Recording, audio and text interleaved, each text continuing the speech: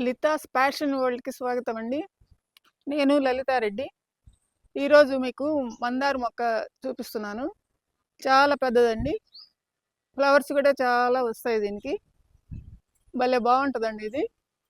చూడండి మీకెలా ఉందో? నచ్చిందా?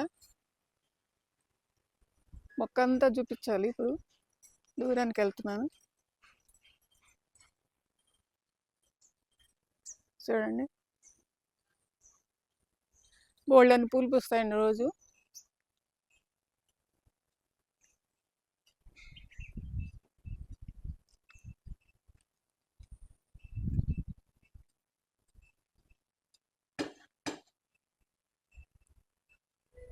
పింక్ కూడా ఉన్నాయండి దీంట్లోనే.